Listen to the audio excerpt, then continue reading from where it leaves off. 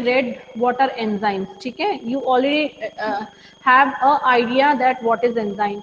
So basically if we see the biochemical nature of enzymes are basically proteins. Okay, and we have seen that proteins have a primary structure, secondary structure and tertiary structure.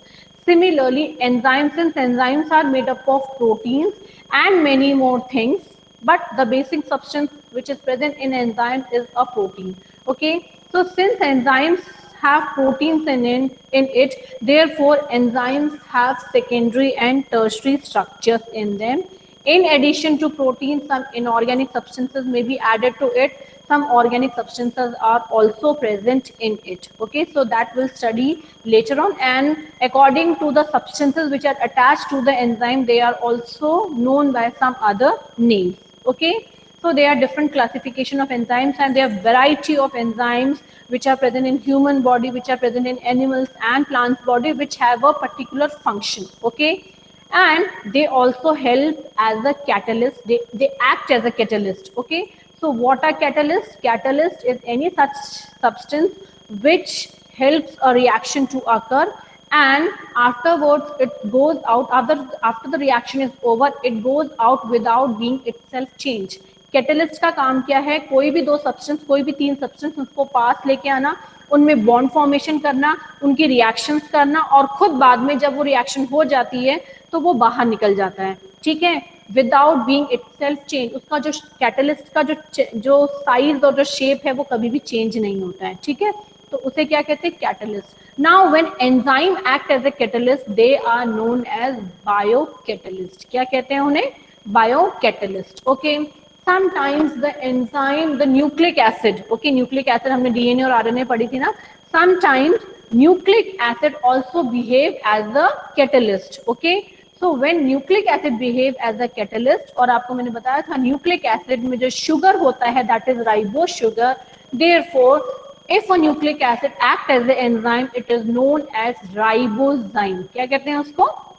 Ribozyme कहते हैं. Keep text book open, अभी हम कुछ text book से भी पढ़ेंगे. ठीक है, okay. So this nucleic acid, when nucleic acid behaves as an enzyme, then it is known as ribozyme. Okay, now when the enzyme acts as a catalyst. Okay, now there are certain enzymes, there are certain catalysts which are not a biomolecule. Okay, कुछ ऐसे inorganic catalyst होते हैं, जैसे palladium हुआ या hydrogen हुआ या कोई भी इनऑर्गेनिक सब्सटेंस है जो कि प्रोटीन का बना नहीं होता है, तो वो एंजाइम नहीं कहलाता है. That is only known as inorganic catalyst. और हमने बहुत सारे इनऑर्गेनिक, जैसे निकल, आप क्लास 11th में बहुत सारे रिएक्शंस पढ़ रहे होंगे, तो वहां पे आपने देखा होगा that mean there are many such inorganic substances which are acting as a catalyst, जो एक कैटलिस्ट का काम कर रहे हैं, but they don't have a protein structure. They are not made up of protein, so they are known as inorganic catalyst. उनको क्या कहते हैं? उनको कहते हैं इनऑर्गेनिक कैटलिस्ट. ठीक है, okay. Now there are some differences between a catalyst, a biocatalyst which is enzyme, and a inorganic catalyst. पहला तो मैंने आपको एक बता ही दिया कि जो enzyme, if enzyme is behaving as a catalyst, it is made up of protein, where as inorganic catalyst don't have a protein. ठीक है. सेकेंड नेचर क्या है कि enzymes work more efficiently at optimum pH and optimum temperature. Optimum temperature मतलब जब temperature बहुत ज़्यादा high भी नहीं हो और बहुत ज़्यादा लो भी नहीं हो. Okay, so that temperature at which the enzyme can work most efficiently, okay, and carry out a normal reaction, that particular temperature is known as optimum temperature. ठीक है, तो क्या होता है कि ये it has been seen that below 40 degree centigrade the enzyme can work properly. ठीक है, 40 डिग्री सेंटीग्रेड तक एंजाइम बहुत अच्छे से वर्क करते हैं. And if the temperature increases beyond 40 degree centigrade, they start deactivating. Why? Because they get denatured. Denature कैसे हो जाते हैं? क्योंकि ज़्यादा टेम्परेचर में जो एंजाइम होता है, क्योंकि उसका 2D या 3D स्ट्रक्चर है, वो डिस्ट्रॉय हो जाता है. Okay, so they are not able to work properly if the temperature goes beyond 40 degree centigrade. इसीलिए हम कहते हैं, जैसे अभी ठंड चल रही है या कोरोना वायरस का पीरियड चल रहा है, तो बहुत लोग गर्म पानी पीते हैं, ठीक है ना। Okay, now we should drink lukewarm water, but we should not drink that water which has more temperature, because when the temperature is more, the water will go inside the stomach and it will destroy the enzymes which are present in the stomach, ठीक है। तो हमें lukewarm water या गुनगुना पानी तो पीना चाहिए, बहुत ज़्यादा गर्म पानी नहीं पीना चाहिए, ठीक है। वजह आपको पता चल गई क्यों, क्योंकि एंजाइम्स डिस्ट्रॉय जाते हैं, उनका 2D 3D स्ट्रक्चर जो होता है वो खराब हो जाता है, ठीक है। But there are certain exceptions also. For example, certain enzymes have been extracted from the organisms which are found in hot vent और सल्फर स्प्रिंग, ठीक है। कुछ ऐसे एंजाइम्स होते हैं जो सल्फर, जहाँ पे सल्फर का कंटेंट ज़्यादा होता है, उधर पे कुछ मिले हैं, कुछ हॉट वेंट में मिलते हैं, कुछ हॉट स्प्रिंग में मिले हैं, क्योंकि they are adapted to that environment of high temperature. So when enzymes was extracted from their body, it has been seen that their tolerance for temperature is much more beyond 40 degree centigrade, ठीक है। 40 degree centigrade से भी उनका जो temperature में work करने की जो एफिशिएंसी है वो बढ़ चुकी है, क्योंकि they are adapted, but this is not for all, ठीक है। Now yes Tejaswi ma'am, all enzyme destroy, ma'am, all enzyme destroys at high temperature, or some can live at high temperature or pressure. Some enzymes can live at high temperature and pressure. As I have told you, the enzymes which are present in the organism which are living in that condition, ठीक है। जो hot spring में हमको कुछ ऐसे bacteria मिलते हैं, हमने मिथानोजेंस पढ़े थे, थर्मो एसिडोफिल्स बैक्टीरिया पढ़े थे ना चैप्टर में, बैक्टीरिया वाले में, तो वहां पे हमने देखा था उन पर्टिकुलर ऑर्गेनिज्म से अगर हमने किसी एंजाइम को एक्सट्रैक्ट किया, so they have become adapted to work in that temperature. So your answer is yes, there are certain enzymes which can tolerate very high temperature, which can work efficiently at higher temperature or pressure, ठीक है। Okay, now we'll come to the reaction rate. Okay, so as the reaction proceed, you all know that if A is a reactant, B is a reactant, C is a reactant, or many more reactants are there. They all combine together when the reaction takes place. And as the reaction proceeds and as the reaction ends, the reactant gets converted into products. Okay. So by measuring the speed of the reaction, we can easily measure the rate at which the reaction is taking place. Okay. So it has been taken, whenever we want to calculate the rate of the reaction, the formula for this, for calculating the rate of the reaction is delta P upon delta T. Okay, delta T and delta P is the amount of product formed at per unit time, means that at the time, at that, for example, you have started your reaction at 12, okay, and 10 minutes are over. So at 10, what is your time? 10 minutes are over. So at that unit time, the number of products, if you will count, you will get the reaction rate. आपको क्या मिल जाएगा? आपको reaction rate मिल जाएगा, ठीक है? Okay. Now suppose the reaction is along with the direction. ठीक है, कभी कभी रिएक्शन के साथ डायरेक्शन भी दिया है कि जो रिएक्शन का जो है वो इस डायरेक्शन में डाल रही, फॉरवर्ड डायरेक्शन में, बैकवर्ड डायरेक्शन में, ये कौन से डायरेक्शन में हो रही है, then the reaction rate is also known as the velocity, क्योंकि आपको स्केलर और वेक्टर क्वांटिटी आपने पढ़ी है ना, कि ऐसे सारी क्वांटिटीज जिनके साथ वेलोसिटी डायरेक्शन है वो सब किस में आ जाती हैं, वेक्टर क्वांटिटी में। तो यहाँ पे रिएक्शन रेट से हम वेलोसिटी भी निकाल सकते हैं if you know the direction of the rate of the reaction. Okay, and there is the thumb rule which is given in your book, and what the thumb rule says, the thumb rule says that, let me, एक minute just मैं ये उसको tilt कर रही हूँ थोड़ा सा।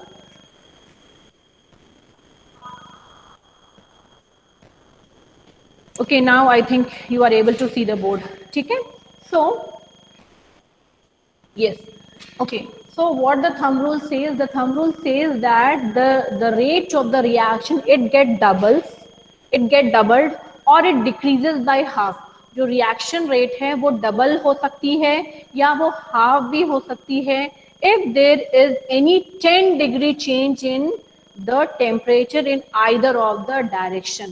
मतलब जैसे ही हमने 10 डिग्री टेम्परेचर में चेंज किया या तो रेट डबल हो जाएगी या रेट हाफ हो सकती है। ओके और ये जो जो चेंज है ये डायरेक्शन कुछ भी हो सकता है, either of the direction, the forward direction also और the backward direction also. Okay so if the direction is mentioned we can calculate the velocity of the rate of the reaction। हालांकि इससे कोई आपका कोई क्वेश्चन नहीं बनता क्योंकि यहाँ पे कैलकुलेशन आपके सिलेबस में नहीं है, जस्ट ये बताया हुआ है, ठीक है। But when you go in higher and still higher you will, if you study deep about this you will get certain questions also related to the calculation of the velocity or the rate of the reaction। ठीक है, जैसे आपकी chemistry में आते हैं, ठीक है, chemistry में रेट ऑफ रिएक्शन को कैलकुलेट करने के लिए आता है। पहले ये 10th में भी होता था लेकिन जैसे जैसे सिलेबस रेड्यूस होता जा रहा है ये सब चीज़ें निकाल दी गई। पहले हम लोगों ने रेट ऑफ रिएक्शन 10th में ही पढ़ा था, ठीक है, लेकिन अब रेट ऑफ रिएक्शन वहाँ से हटा दी गई है। Okay there are certain reactions which are given as example to show how the enzyme work।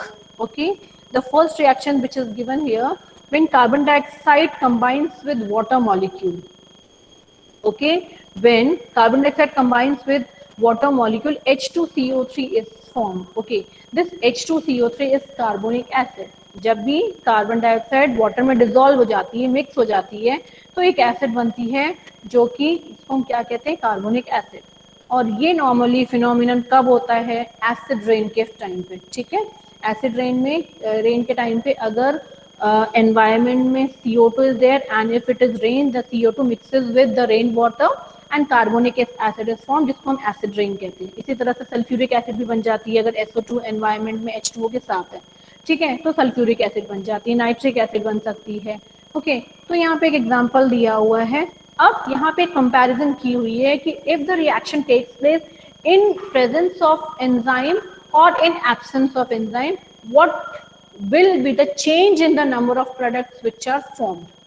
ठीक है, तो ये क्या दिखा कि a major difference is seen जब हम इस रिएक्शन को एक नॉर्मल कंडीशन में करते हैं without use of the enzyme, then it has been seen that 200 molecules of carbonic acid is formed in 1 minute। एक मिनट में कार्बोनिक एसिड के 200 मॉलिक्यूल्स बनते हैं अगर ये रिएक्शन नॉर्मल स्पीड पे होती है, जिसमें कोई भी हमने क्या यूज नहीं किया है, एंजाइम यूज नहीं किया है। But if we use a enzyme then we can see a major change. Okay so let us see what is that change. Change इसमें क्या है, चेंज ये है कि as soon as we add a enzyme and the name of the enzyme is carbonic anhydrase, as soon as we add this enzyme carbonic anhydrase, the number of carbonic acid molecules which are formed every second, it is around 6 lakhs molecules which are formed every second। now you can see the difference in the number of substances formed। okay first they were 200 molecules of carbonic acid in 1 minute, now they are 6 lakh molecules every second। so now you can see major difference। यहाँ पे आपको बहुत सारा difference देखने के लिए मिल जाएगा। Okay ये स्टूडेंट्स अभी तक भी 11 बच्चे हैं, आज ये इतनी स्ट्रेंथ कम क्यों है? मुझे लग रहा है ये लास्ट में आएंगे अटेंडेंस लगवाने के लिए, तो फिर मैं अगली बार से फिर से और रूल चेंज कर दूंगी कि अटेंडेंस जो पूरा टाइम रहेगा उसी की अटेंडेंस लगेगी, बाद में नहीं लगेगी। क्योंकि कल तो फिर भी थे और आज तो अभी ये 12 भी अभी तक तेजी से, तो खैर वापस शायद नेटवर्क कनेक्शन की वजह से आउट हो जा रही है, बट स्टिल मुझे छोड़ के 11 बच्चे ही हैं, तो मुझे लग रहा है वो लास्ट में आएंगे अटेंडेंस लगवाने के लिए। चलो आज देखते हैं, फिर कल से रूल चेंज कर देंगे। ओके ठीक है, सो हियर ये समझ में आ गया। एंड अगर if they are not attending today's class, I am going to say that they are missing everything, क्योंकि आज मैं एक पीपीटी प्रेजेंटेशन लेके आई हूँ जिसमें हमको सारा एंजाइम आज हम पढ़ लेंगे और उनका सारा मिस हो जाएगा। इसीलिए कम से कम जो अटेंड करे तुम करते रहना, उनकी बातों में मत आना, नहीं तो आप मेन तो यही है कि those who are not attending they are losing everything. They have taken bio also and they are not sincere। I don't know what is the reason behind it। Today we are going to finish the whole enzyme. Enzyme एक बड़ा topic है जो हम PPT से बहुत जल्दी finish भी कर लेंगे, और बहुत सारी स्लाइड्स हैं मुझे बताने के लिए, लेकिन नहीं आ रहा तो आपका नुकसान है। मैंने आपको कल ही बोला था, बट फिर भी चलो कोई बात नहीं, आप बहुत ज्यादा समझदार हो गए, बहुत बड़े हो गए, तो क्या कर सकते हैं, आपको समझाना भी बेकार है ना। ओके चलो, now will take example 2। Okay, so now in example 2 we can, there's a example which shows that not only one enzyme is utilized for conversion of one substance into another, there can be plentiful of enzymes, there can be many enzymes. Okay, for example the oxidation of glucose to form pyruvic acid. ये oxidation of glucose to pyruvic acid, name the cell or sorry, name the particular site where the conversion of glucose to 2-pyruvic acid takes place. I want to name the I want to know the site. कौन सी ऐसी site है जहाँ पे glucose से pyruvic acid change होता है, क्योंकि अपने क्लास 10th में पढ़ा है, तो मैं सेम वही क्वेश्चन पूछ रही हूँ। Yes, anybody from the class, जो ये 11 बच्चे अटेंड कर रहे हैं क्लास? हाँ, साइटोप्लाज्म ऑफ सेल्स। साइटोप्लाज्म और कुछ थोड़ा सा, ये तो सेल के साइटोप्लाज्म में होता है, ठीक है, थोड़ा सा और पर्टिकुलर बताओ। एक्चुअली साइटोप्लाज्म में नहीं होता है, एक और पर्टिकुलर प्लेस। हाँ बताओ। माइटोकॉन्ड्रिया। यस, ये जो हाफ ऑफ द रिएक्शन है एक्चुअली ग्लूकोज से पायरुविक एसिड तो साइटोप्लाज्म में होती है, बट पायरुविक एसिड से आगे जाके माइटोकॉन्ड्रिया में होता है। तो आपको जो पहला आंसर साइटोप्लाज्म में वो राइट है। अगर मैं ये पूछूं कि पायरुविक एसिड से आगे CO2 और H2O कहाँ बनता है, तो उसके लिए माइटोकॉन्ड्रिया। ठीक है, okay, so this reaction in which glucose changes to pyruvic acid, it is actually a set of reaction। यहाँ पे अराउंड 10 रिएक्शंस आते हैं, ठीक है, और ये हमारे कोर्स में है, बहुत इंपॉर्टेंट है, जिसको हम ग्लाइकोलिसिस कहते हैं, पर ये मतलब आगे है रेस्पिरेशन वाले चैप्टर में, तो हम वहां पे पढ़ेंगे। ठीक है, अभी बस आपको ये पता होना चाहिए कि सपोज करें कोई क्वेश्चन आता है that site example where many enzymes are used for conversion of one substance into another, तो आप यहाँ पे इसको बता सकते हो कि ग्लूकोज जो है वो 2-पायरुविक एसिड में चेंज होता है।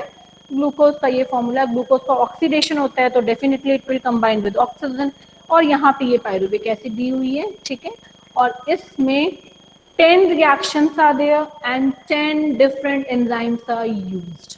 वो 10 reactions कौन से हैं वो अभी आपको नहीं पढ़ने हैं, वो आगे रेस्पिरेशन में पढ़ने हैं। ठीक है, and the name of enzymes also। ठीक है, so 2 different examples, we came through 2 different examples, right?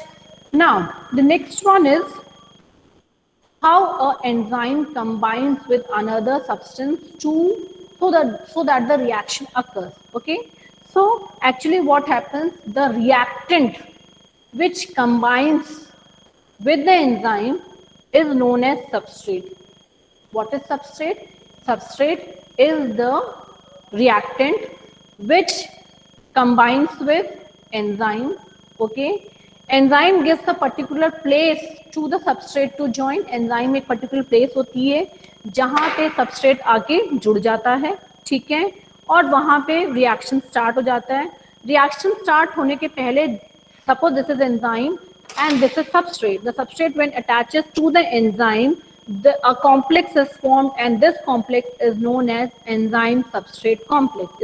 इस complex को क्या कहते हैं? इस कॉम्प्लेक्स को कहते हैं एंजाइम सबस्ट्रेट कॉम्प्लेक्स। ठीक है ना, so this enzyme substrate complex is formed and this enzyme substrate complex is very short lived, जिसको हम कहते हैं transition state. Okay, transition state हम इसको इसलिए कहते हैं because it is very short lived and soon after formation of this complex the reaction will happen and products will be formed and enzyme will be separated from the product. ठीक है, जो reactant हैं उनमें reactions हो गए, उनमें bond बन गया, रिएक्टेंट जो है वो प्रोडक्ट में चेंज हो गए, प्रोडक्ट अलग निकल जाते हैं और एंजाइम निकल के चला जाता है अलग without being change. Therefore it is a catalyst and it will be used for certain other reaction. ठीक है, वो कुछ और रिएक्शंस के लिए यूज होगा। ठीक है, तो ये एंजाइम सबस्ट्रेट कॉम्प्लेक्स बन गया। नाउ यहाँ पे ये रिवर्सिबल साइन क्यों है? ये रिवर्सिबल साइन इसलिए है क्योंकि again this enzyme substrate can, अगर ये अगर अलग हो जाए तो एंजाइम अलग हो जाएगा, सबस्ट्रेट अलग हो जाएगा। ठीक है, okay, and as the reaction proceed the enzyme will detach and the reactant which is the substrate will change into, it will change to form the product. वो क्या बनाएगा, वो product बनाएगा. ठीक है. Now we'll share the screen, okay, to see a presentation on the on enzyme, and with help of this I will finish the lesson also. Wherever you feel difficulty you can ask, क्योंकि मैं ये chat नहीं देख पाऊंगी. ठीक है, तो अगर आपको कोई डाउट है तो आप पूछ लेना. ओके, या मैं अपना फोन ऑन कर देती हूँ तो मैं वहां पे चैट देख पाऊंगी आपका.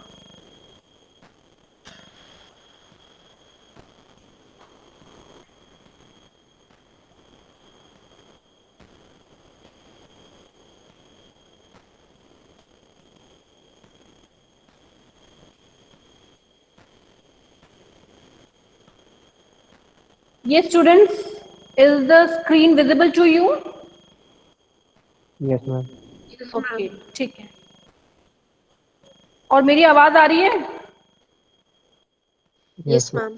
ओके, ठीक है. कोई डाउट है ना तो तेज से पूछ लेना. ठीक है, 1 मिनट में अपना फोन भी ऑन कर दे रही हूँ ताकि वहाँ चैटिंग आपकी देख लूँ मैं.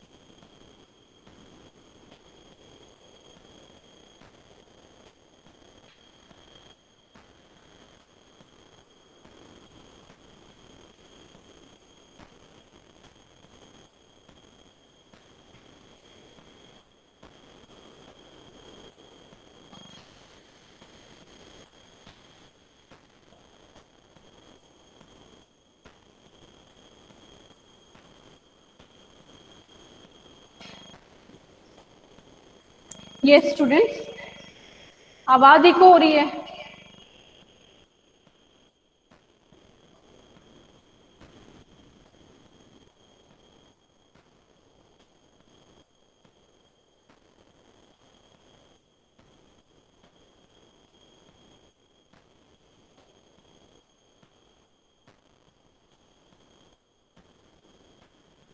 ओके स्टूडेंट्स, तो मुझे फोन मेरा बंद करना पड़ा क्योंकि आवाज इको हो रही है. अगर आपको कोई डाउट है तो थोड़ा सा तेज से बोल देना, फिर हम देख लेंगे उसको. Okay, now wherever you find, if you want to write it in your copy, आप मुझे बता देना, मैं थोड़ा सा रुक जाऊंगी. ठीक है. Okay, so shall we start? Yes, ma'am.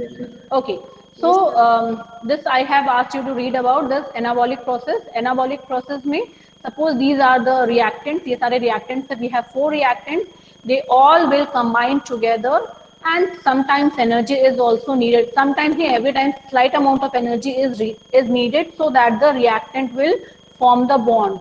Okay, okay, and a bond is formed between all the reactants. Certain energy is needed, which is the free energy, and they will form a product. Okay, a single one product may be formed, 2 products may be formed, whatever. So anabolic is what? Anabolic process is a process in which many reactants or 2 reactant or more than 2 reactant combine together to form a product. Okay, or more than one product.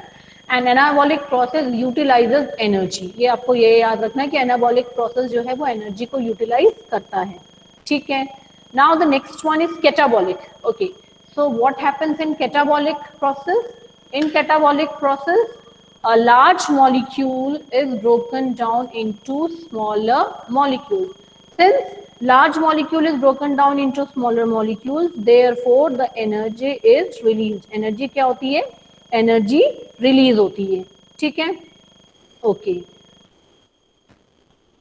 now we'll move to the next slide.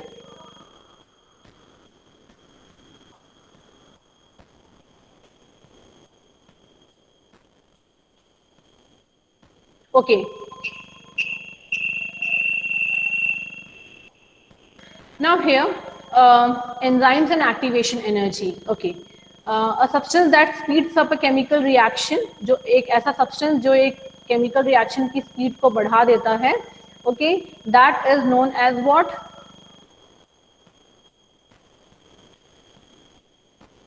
Catalyst. Yes, it is known as a catalyst. Okay, and enzyme is the catalyst. Okay, the catalyst which is present in the living organism, a catalyst which is present in living organism, which is known as enzyme. से क्या कहते हैं हम?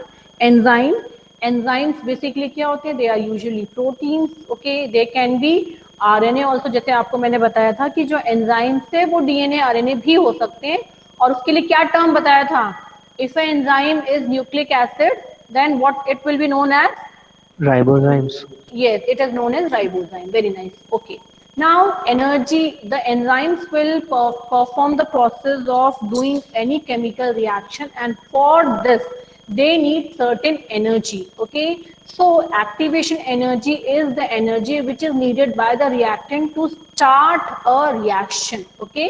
So, what is ये activation energy? बहुत important है, आगे तक ये एग्जाम में पूछी जाएगी. So it is the amount of energy that must be put in for the reaction to begin. एक reaction तब तक नहीं होगा जब तक एक initial amount of energy present नहीं है.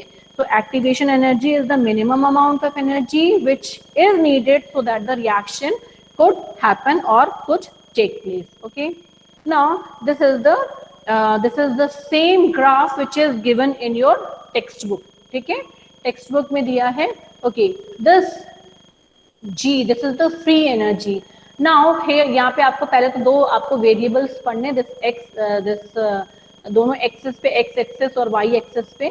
Okay, one is how much energy is needed by the reactant, and this is the rate of reaction. Okay, this is the speed of the reaction, या rate भी बोल सकते हैं कि as the reaction proceed how much time it is taking place. ठीक है, तो यहाँ पे रिएक्शन की प्रोग्रेस बता रही है, यहाँ पे एनर्जी बता रही है कि how much energy it is taking place. Okay, now यहाँ पे you can see two color inks are there, one is violet and another one is green. ठीक है, ओके, सबसे पहले हम वायलेट वाली की बात करते हैं. यहाँ पे रिएक्टेंट के पहले, एक रिएक्शन के पहले the substances which are combining together, they are known as reactant. Okay, so what happens, the reactant will combine together only with the help of some initial amount of energy.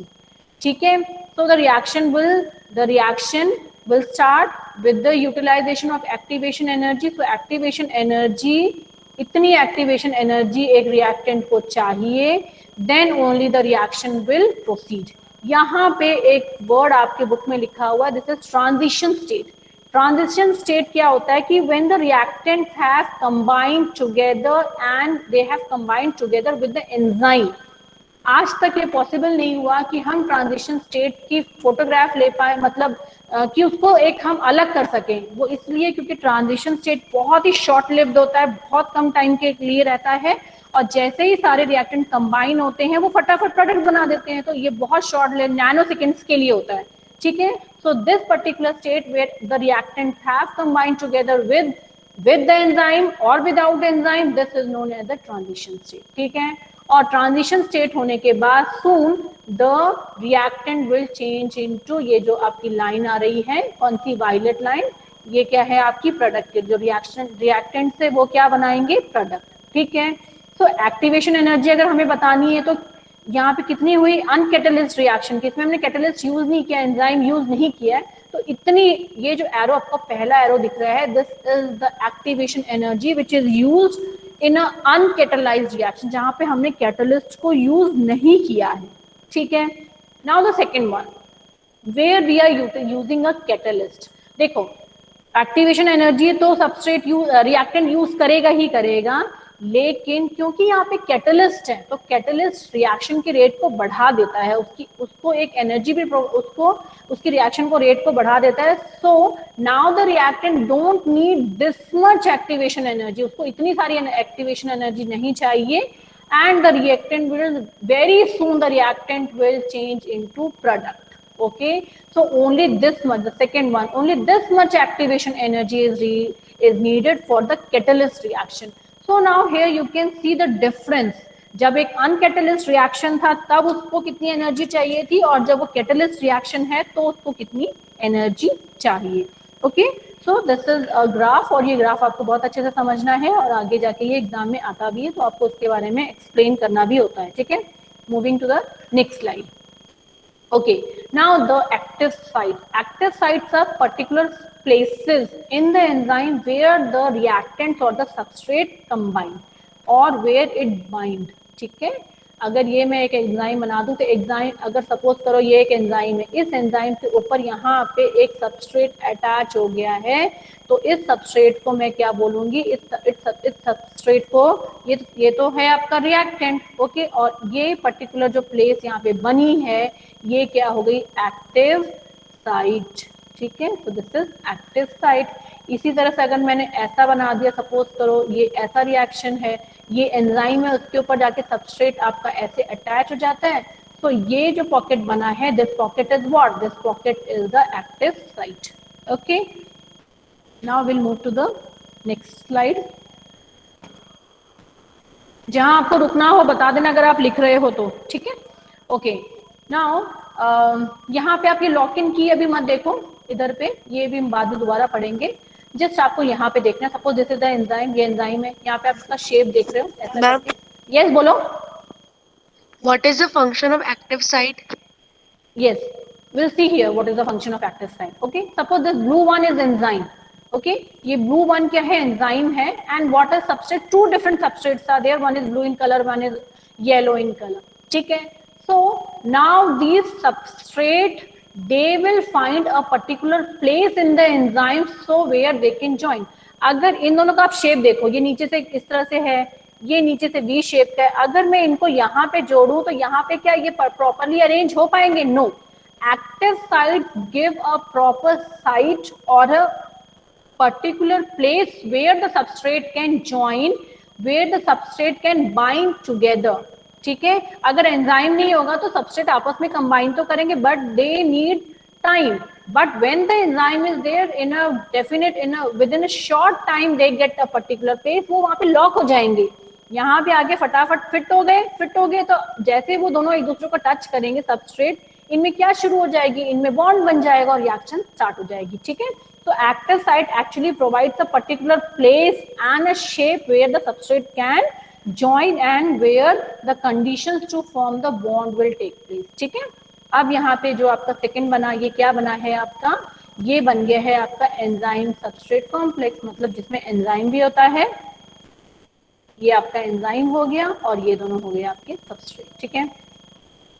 Reaction हो गया है, reaction होने के बाद enzyme क्योंकि catalyst है, it will come out and the products will be form, यहाँ पे प्रोडक्ट जो है वो फॉर्म हो जाएंगे, वो अलग अलग बन जाएंगे।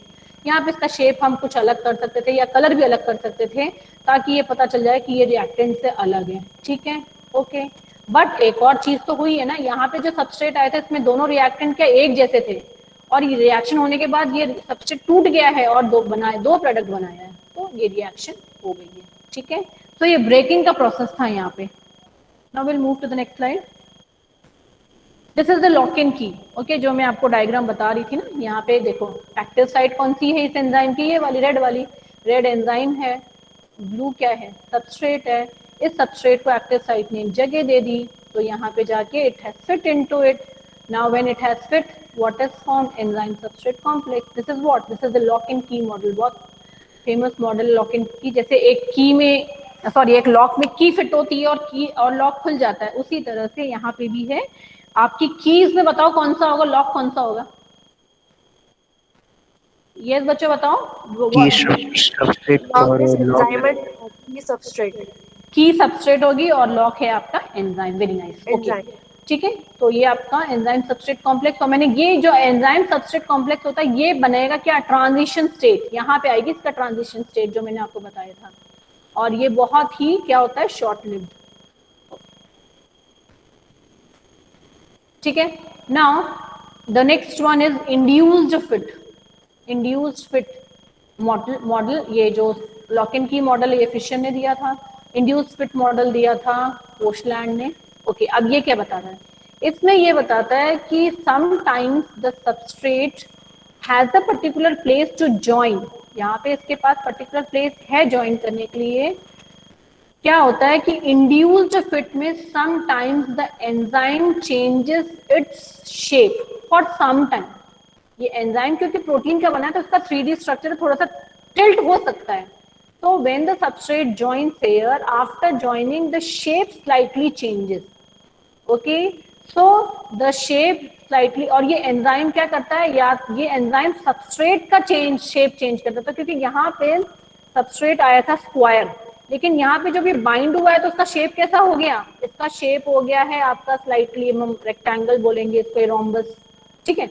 ओके, तो इस टाइप से ये चेंज हो गया है, तो इस एंजाइम ने इस सबस्ट्रेट का शेप थोड़ी देर के लिए चेंज कर दिया इसको अपने से, सो दैट ये वो बाइंड हो जाए। एक बार वो बाइंड हो गया, इसमें एंजाइम का भी शेप थोड़ा सा चेंज होगा, तो इसे कहते हैं इंड्यूस्ड फिट। ऐसा मैकेनिज्म जिससे एंजाइम और सबस्ट्रेट का चेंज, थोड़ा सा कॉन्फॉर्मेशनल चेंजेस आते हैं, so that both can fit into each other, ठीक है। So they fit into each other and now the enzyme, the reaction will take place and a new product will be formed. Okay, moving to the next diagram.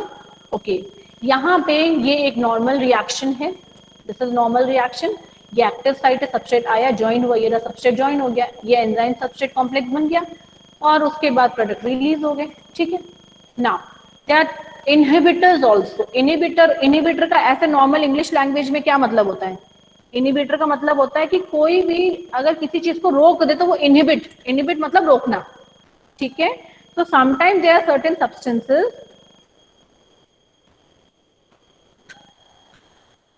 okay, so sometimes there are certain substances which can fit into the active site। यहाँ पे actual substrate ये था, but उसी के जैसा resembling एक substance आया उसी की शेप का, और वो एक्टिव साइट पे आके फिट हो गया यहाँ पे, ठीक है, जिसके वजह से सबस्ट्रेट यहाँ पे ज्वाइन नहीं कर पाया, क्योंकि एंजाइम की एक्टिव साइट तो एक ही है, वहां पे आके कोई और आ गया उसी के जैसे रिजेंबलिंग मॉलिक्यूल। किसके जैसा रिजेंबलिंग मॉलिक्यूल, सबस्ट्रेट के जैसा, ठीक है।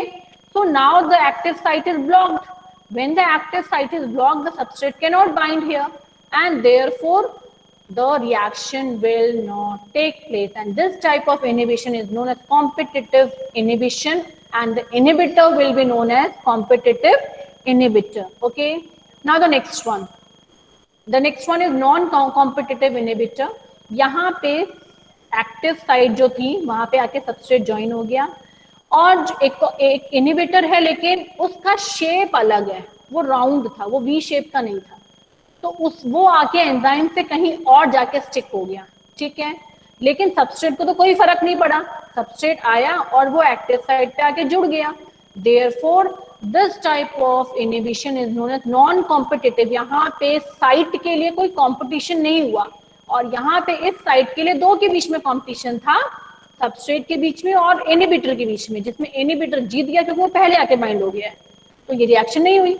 और यहाँ पे क्या है, यहाँ पे सबस्ट्रेट आके ज्वाइन हो गया, इनहिबिटर को जगह नहीं मिली, so this is non competitive inhibitor, and therefore what happens, the substrate can bind but the reaction is block. यहाँ पे सबस्ट्रेट ऐड तो हो गया है, बट क्या होगा कि सबस्ट्रेट ऐड होने के बाद ये जो एंजाइम है इसमें कॉन्फॉर्मेशनल चेंजेस आएंगे, हो सकता है बाद में जाके दोनों में बॉन्ड भी बन जाए, ये रिएक्शन नहीं होगा।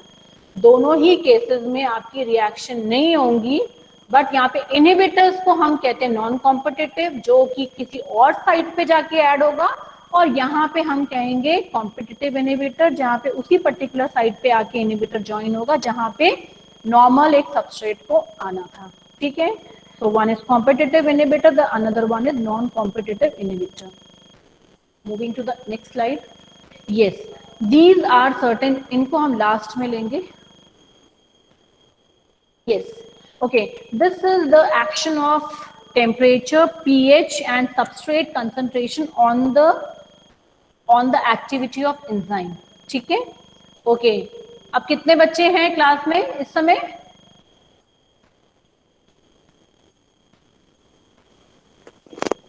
मैम टोटल 15 है, ठीक है।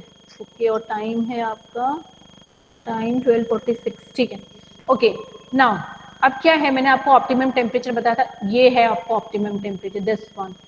उसी तरह से मैंने आपको ऑप्टिमम पीएच बताया था, ये है optimum pH. So when the temperature is low, you can see the reaction, the enzymatic reaction is less, and as the temperature goes slowly and slowly increasing, the reaction rate procedure, the temperature is increasing, the enzymatic activity is also increasing, so it will increase up to this. And after a particular temperature, देखो यहाँ पे temperature लिया है थोड़ा 37 के करीब, है ना, 37, तो 37 डिग्री आप मानते हो कि नॉर्मल बॉडी टेम्परेचर है। 37 के बाद धीरे धीरे धीरे क्या होगा कि जब आप टेम्परेचर को बढ़ाओगे, ये एंजाइम डीएक्टिवेट हो जाएगा और आपकी जो रिएक्शन है वो स्लो हो जाएगी, ठीक है, या आगे जाके बंद हो जाएगी। इसी तरह से सेम पीएच का भी है, एक ऑप्टिमम पीएच यहाँ पे ले लिया है, जैसे इन दोनों के बीच में आता है 7, यहाँ पे आएगा 7। 7 किसका होता है पीएच? वाटर का, वेरी नाइस, ओके, तो वाटर का नॉर्मल वाटर का होगा, तो यहाँ पे जाके जो है आपका रिएक्शन एक ऑप्टिमम उस पे है, थोड़ा स्ट्रेट कर दो, ओके, एंड बिफोर दिस और after this the reaction will be less, okay. Now the third one is substrate concentration. Substrate concentration में क्या है? Enzyme activity. सबस्ट्रेट मतलब कि आप कितना कंसंट्रेशन में ऐड करते जा रहे हो रिएक्टेंट्स, ठीक है, आपने रिएक्टेंट ऐड करते गए यहाँ पे सबस्ट्रेट कंसंट्रेशन बढ़ाते गए, एक सैचुरेशन पॉइंट आएगा जिसके बाद आप कितना भी सबस्ट्रेट का कंसंट्रेशन बढ़ा दो, एंजाइम की एक्टिविटी स्टॉप हो जाएगी, वो ऐसे करके बढ़ेगी नहीं। Can you find the reason? यहाँ पे रीजन आप बता सकते हो कि ऐसा क्यों होगा? एक पर्टिकुलर सबस्ट्रेट कंसंट्रेशन के बाद एंजाइम की एक्टिविटी क्यों रुक जाएगी? कैन एनीवन से द रीजन बिहाइंड दिस? कम हो जाएंगे। क्यों? जो ज्वाइनिंग प्लेसेस को कम हो जाएगी एंजाइम के लिए। यस, क्योंकि एंजाइम की एक्टिव साइट तो लिमिटेड है ना, आपने एंजाइम का रिएक्शन प्रोसेस कम हो ये जाएगा। एंजाइम की एक्टिविटी, आपका एंजाइम का कंसंट्रेशन तो उतना ही है ना, एंजाइम की एक्टिविटी का है ये। अगर आप एंजाइम भी बढ़ाते जाओगे तो सैचुरेशन पॉइंट भी आपका बढ़ता जाएगा, बट यहाँ पे हम कर रहे हैं कि एंजाइम की एक्टिविटी कितनी है, हमने नंबर ऑफ एंजाइम थोड़ी ना बढ़ाए हैं।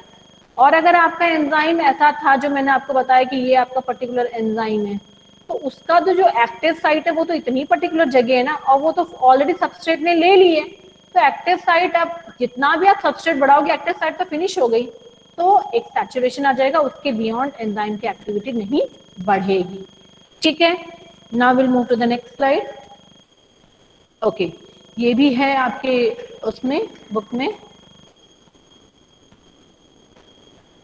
यस, ओके, आप लोगों की एक क्लास लेने के लिए मुझे ये पीपीटी बनाने के लिए कहाँ से डायग्राम और क्या क्या लेने पड़ता है, मतलब मुझे यही लगता है कि टीचर को इतनी मेहनत करनी पड़ती है, और बच्चे जो अगर क्लास से गायब रहते तो टीचर को भी फील होता है कि यार इतनी मेहनत कर रहे हो और यहाँ पे बच्चे ही नहीं है, तो इसीलिए फिर हम भी डांटते हैं कि बेटा be attentive in the class, try to be in the class. ये ऐसी थोड़ी ना फिगर्स मिल जाती है, इनके लिए सर्च मारना पड़ता है, और आपको पता है कि गूगल पे कहीं पे राइट अप्रोप्रिएट कंटेंट है, कहीं पे नहीं है, कहीं पे गलत है, तो सबको लेके एक जगह पे आना और आपको अप्रोप्रिएट चीज डाल के देना उसमें टाइम लगता है, okay. So yes, the rate of reaction, ये रेट ऑफ रिएक्शन में देखो इसमें ये v वेलोसिटी है v के लिए, okay.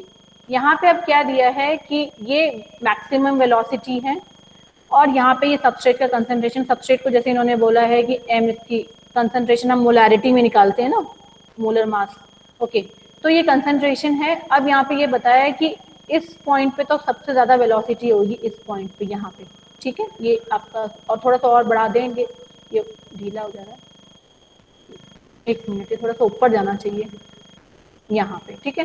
Suppose this is v maximum, substrate का हमने जब कंसंट्रेशन, इसको थोड़ा सा और ऐसे नीचे कर देंगे ये, ओके। सो सबस्ट्रेट का कंसंट्रेशन जब हमने इतना ज्यादा बढ़ाया तो उसकी वेलोसिटी मैक्सिमम यहाँ पे है, ओके। उसके बियॉन्ड कितना भी आप सबस्ट्रेट का कंसंट्रेशन डालो, एक सैचुरेशन पॉइंट आ जाएगा, क्योंकि एंजाइम की एक्टिविटी क्या हो जाएगी, कम हो जाएगी, ओके, वो उसके एक्टिव साइट ब्लॉक हो गए हैं।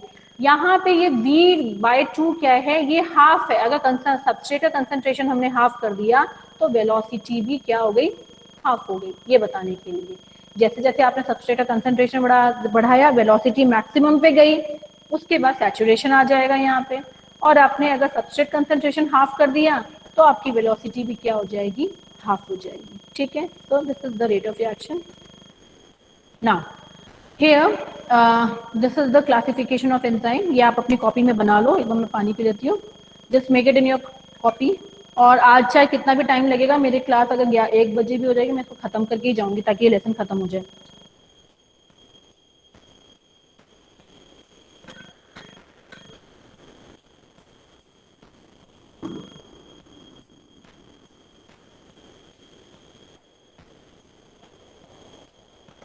ओके, यहाँ पे ये एंजाइम है, अगर वो केवल प्रोटीन के बने, they are known simple enzyme, ठीक है।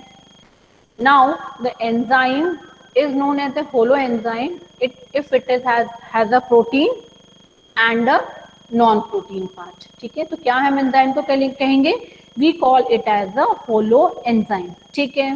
Now the protein part of the holoenzyme is known as apoenzyme, whereas the non-protein part is named by three parts. It can be coenzyme, it can be cofactor, or it can be a prosthetic group. फिर से बता रही हूँ, enzyme में या तो proteins का केवल बनाओ, या कभी कभी क्या होता है प्रोटीन के साथ एक नॉन प्रोटीन पार्ट भी होता है। अगर प्रोटीन के साथ एक नॉन प्रोटीन पार्ट है तो हम वैसे एंजाइम को क्या कहेंगे, कॉन्जुगेटेड एंजाइम या होलो एंजाइम। होलो एंजाइम में प्रोटीन पार्ट को क्या कहेंगे, एपो एंजाइम, और नॉन प्रोटीन पार्ट को हम कह सकते हैं को एंजाइम, को फैक्टर और prosthetic group, as the case may be, as it depends on the content. Coenzyme कहेंगे अगर उसके साथ एक ऑर्गेनिक पार्ट अटैच है एंजाइम के साथ। ऑर्गेनिक आपने देखा, विटामिन ऑर्गेनिक है, सब में कार्बन है, ये सब के सब में कार्बन है, ओके। ये NADP, nicotinamide, adenine dinucleotide phosphate, flavin, mononucleotide, ये सब हम आगे जाके रेस्पिरेशन वाले उसमें पढ़ेंगे, सब ऑर्गेनिक मॉलिक्यूल्स हैं, ठीक है। नेक्स्ट है, if inorganic substances are attached, for example iron, magnesium, zinc, it will be known as cofactor। और तीसरा है हमारा प्रोस्थेटिक ग्रुप। प्रोस्थेटिक ग्रुप में अगर उसके साथ टाइटली अटैच ऑर्गेनिक में inorganic cannot be easily separated, मतलब प्रोस्थेटिक ग्रुप उसको कहते हैं अगर एंजाइम के साथ उसके प्रोटीन पार्ट के साथ एक ऑर्गेनिक भी अटैच है, एक इनऑर्गेनिक भी सब्सटेंस अटैच है, और जिनको हम अलग नहीं कर पा रहे हैं, तो वैसे सब्सटेंस को, वैसे एंजाइम को हम कहते हैं prosthetic group. Now will move, ये बना लिया सबने? No ma'am. बना लो, तो फिर मैं आगे बढ़ूं।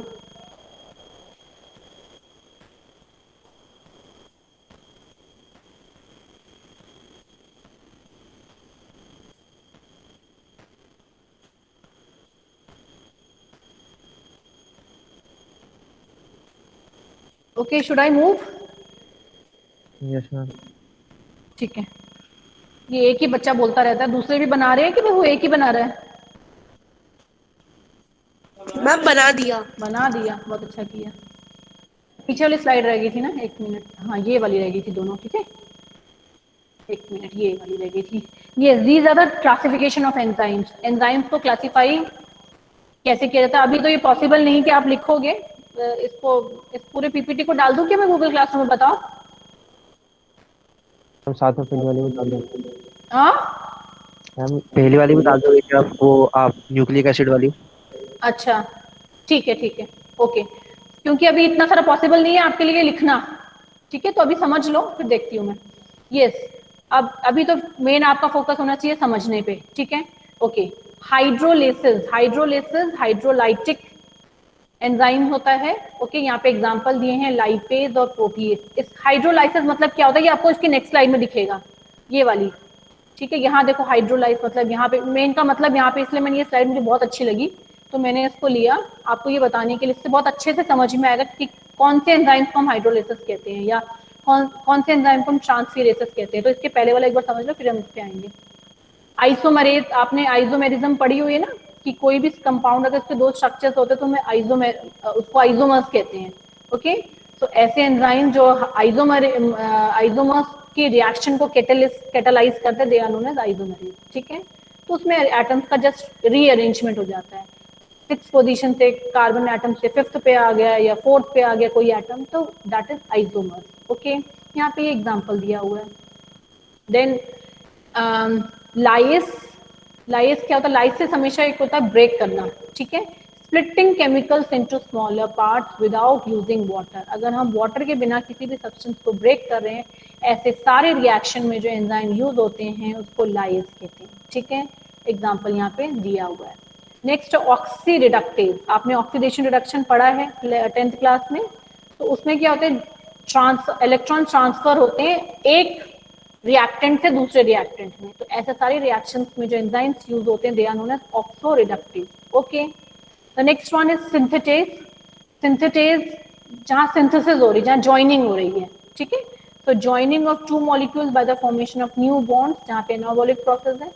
ये आपका हो गया डीएनए लाइगेज. लाइगेज मतलब जोड़ना. डीएनए लाइगेज एक एंजाइम है जो डीएनए के दो अलग अलग पार्ट्स को जोड़ता है.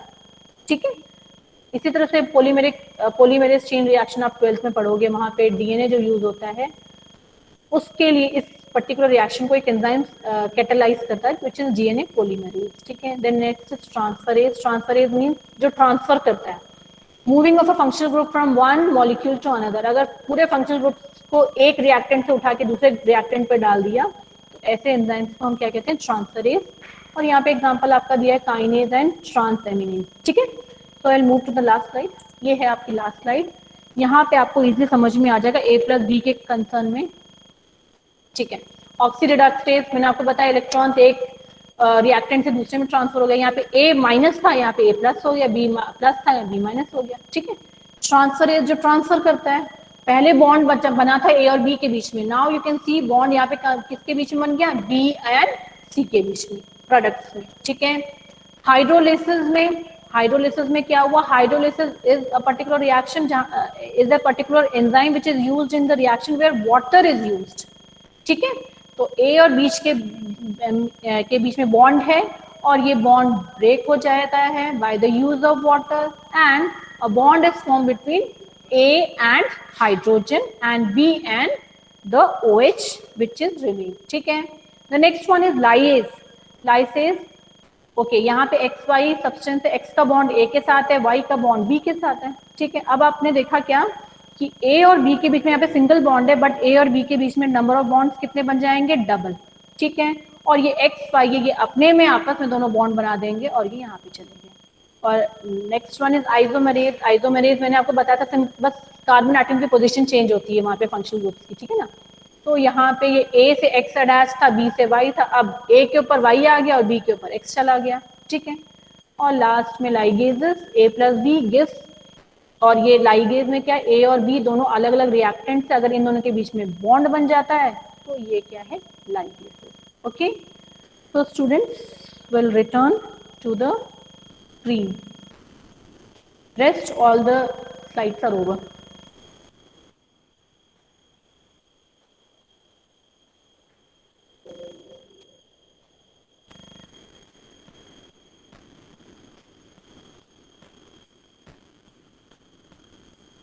Okay students, so अब फटाफट अटेंडेंस दे दो.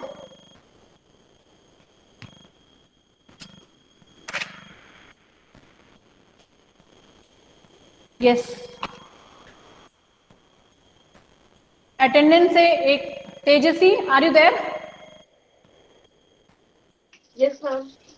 थोड़ा सा तेज बोलो, फटाफट वहां से देख के अटेंडेंस बोलते जाओ. रोल नंबर 1 है, बोलते जाओ मुझे कौन कौन सा रोल नंबर है. Yes, ma'am. है. 1 2 3 4 ऐसे बोलते जाओ. 1 आप प्रेजेंट बोलते जाना बस. 1 1 present. 2 Absent. 3 Present. Present ma'am.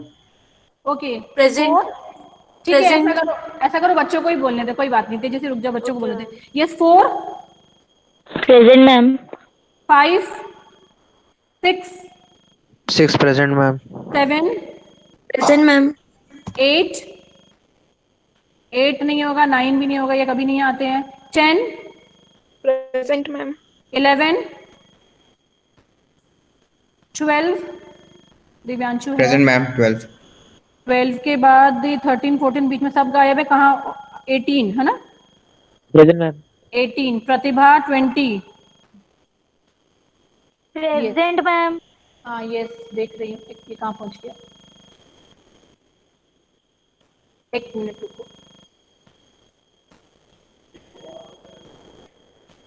प्रतिभा, Rajnandini present ma'am. Sanjana Meena, Present, ma'am. Shivam present, Tejasi present. Okay, anybody left? 1 2 3, कोई और बच्चा जो क्लास छोड़ के, क्योंकि 18 बच्चे आप बता रहे थे ना, एनीबडी हु हैज लेफ्ट?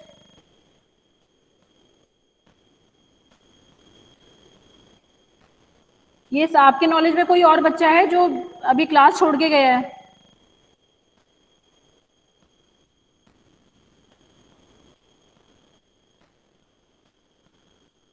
चलो कोई No, नहीं। ma'am. Okay, so we end up the class, and from tomorrow we are going Thank to you, ma'am. start yes, from tomorrow we are going to start a next lesson, ठीक है? And probably उसमें भी हम एक PPT use करेंगे ताकि मैं 2 दिन में Ma'am, which chapter we are starting? we will start cell division, and I will try to finish that chapter in only in 2 days, ठीक है? So don't miss today tomorrow's class. Half of the chapter I will finish in that class only. Thank you for being here. Just leave the class. Thank you, ma'am.